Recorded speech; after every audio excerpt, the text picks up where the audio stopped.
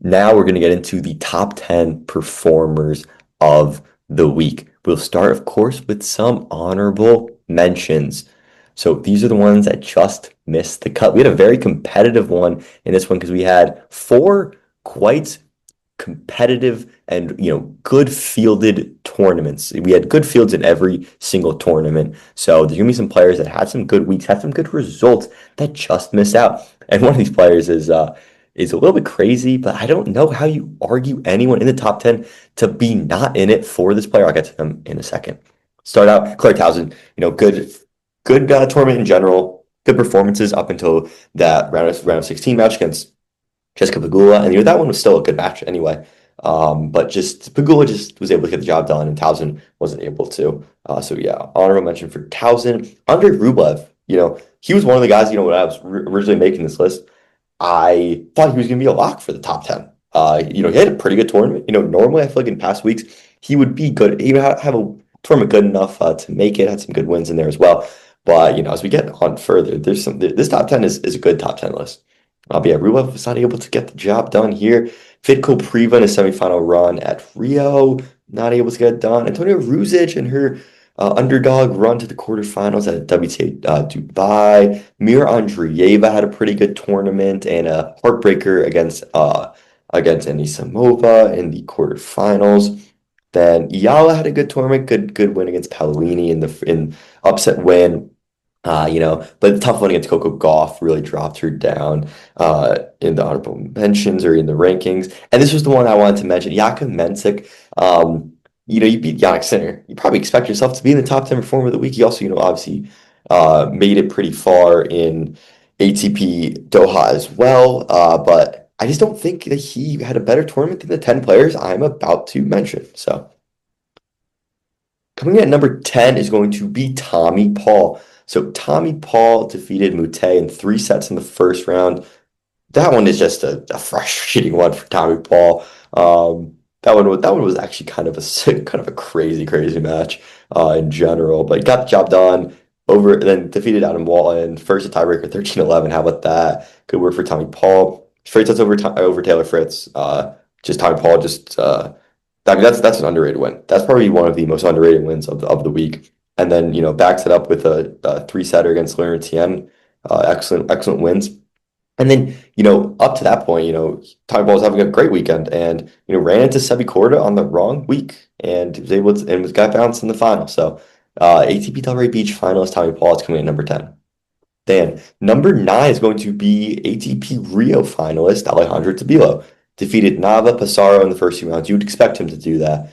But what I thought was impressive was his quarterfinal, semifinal wins. Tirante, player's been playing well. That was a really tight contested match, but really was able to get to, went tiebreaker in that third set, really turned around, and it was dominant third set win. Excellent for Tabilo.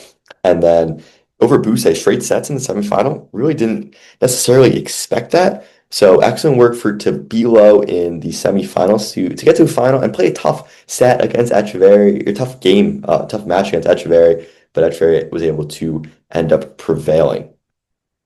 Then coming in number 8 is going to be Amanda Anisimova. Now, Anisimova had an interesting tournament because she didn't play as many tournaments as some of the other players that I'm going to mention on this list. She had a walkover she had a bye in the first round, walkover in the second round. She didn't play a match until that round of 16 against Janice Jen, where she won in straight sets. And then a quarterfinal tough win against Mira Andreeva. That's one of those, doesn't really matter how you do it. You defeat Mira Andreeva. It's a good win no matter what. And then got a set against Pegula. It was looking like she was going to be into the finals of this tournament, but Pegula turned it around. Menis Nemova, still an excellent tournament coming in at number 8.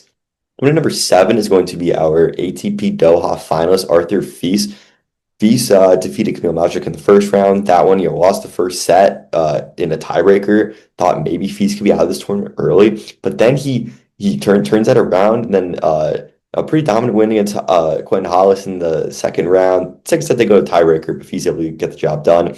And then dominant win, straight sets over Lehechka in the quarterfinals before defeating Mensik right after Mensik's big win against Sinner. And then disappointment in the final. Didn't bring a crazy competitive level against Carlos Alcaraz. Gotta give credit to Alcaraz there, but still an excellent tournament for Arthur Fils coming in at number 7. Now, coming at number 6 is one of my favorite tournaments of any player this week was Coco Gauff. Now, she had a tricky, like she has some tricky matchups. Colin Sky in the first round. I mean, are you kidding me? It's a tough first round matchup, and she took it in straights. Then Elise Mertens, that first set, lost 6-2. She bounces back, forces tiebreaker, and Coco Gauff was 1 point away from being out of the tournament, the round of 16, and this tournament be a disappointment.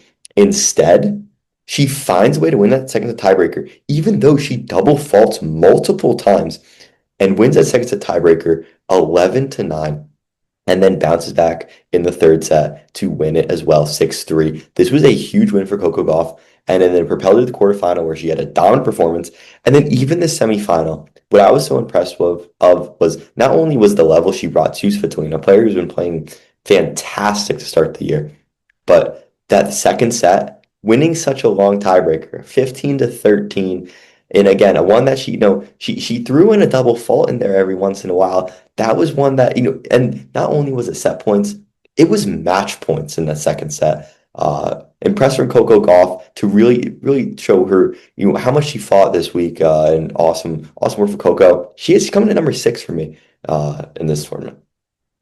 Then coming in at number 5 is going to be our first titleist, and it's going to be Thomas Martin Etcheverry and his ATP Rio 500 level win.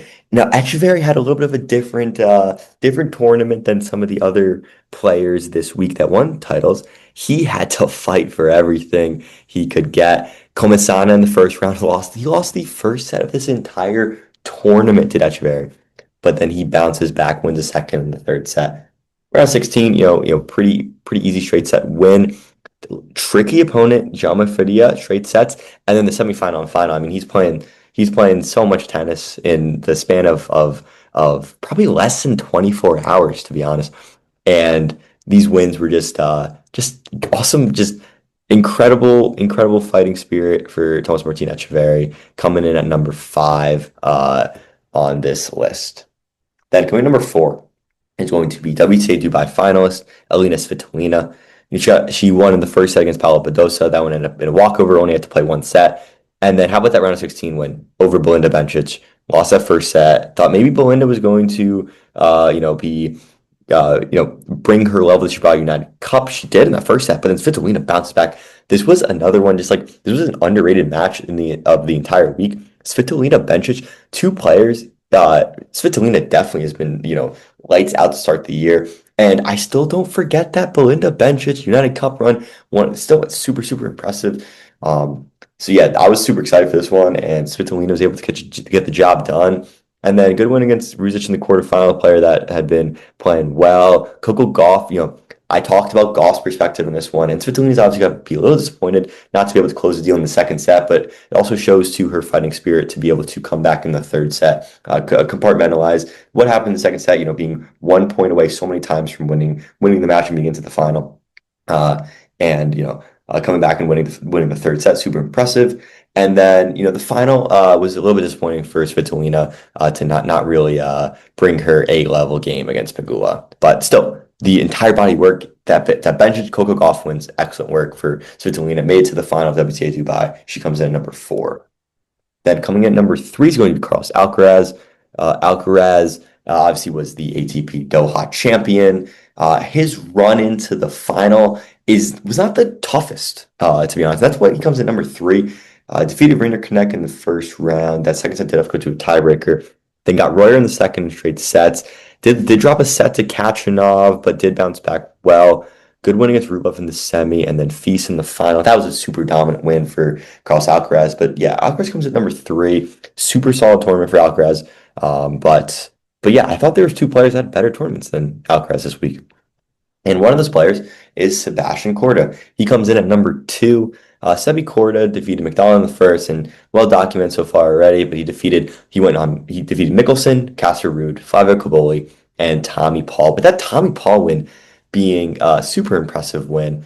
Sebi Korda, an underdog run to the final, and an excellent win. Big title for Korda. As we can see, if he can continue to parlay that momentum together forward into the Sunshine Double, he's definitely a player that I'm most excited to look out for in the Sunshine Double because I feel like sometimes Korda has expectations and then he falters. He doesn't live up to expectations when he has the expectations. I feel like he's one of those players like right when you don't you don't back him anymore. Right when you count him out, he always springs an upset, a big tournament win like this at Delray Beach. I would love to see him to be able to take this win, build momentum on it, and move forward with it and have a good Sunshine Double. So I'll be interested. We'll see how Sebi Korda does in the future, but gotta give him credit for this excellent ATP Delray Beach victory. And then coming in at number one is going to be Jessica Pegula, WTA Dubai champion, Masters 1000 champion this week. And her run-in included a win against Gracheva where she had a bagel in the second set. Eva Jovic in the round of 16. This was another sneaky, just like excellent like match in general and Pegula ended up just winning in straight sets. Uh, Eva Jovic, excellent player and a player that I thought maybe could spring an upset, but Pegula was ended up winning that one. And then Pegula Towson in the quarterfinals. This was a good win for Pegula and one that she really had to bring the high level to this one to win, or else Towson was going to defeat her. If Pegula didn't, she had to battle in this one and play some good tennis to win it. And then Anisimova in the semifinals, Svitolina in the final. I mean, I don't think there's really any argument to pick anyone besides Jessica Pegula as a number one player from week 7 of tennis. But yeah, I mean, going Jovic, Towson, Anisimova, Svitolina. I mean, come on, that's number one.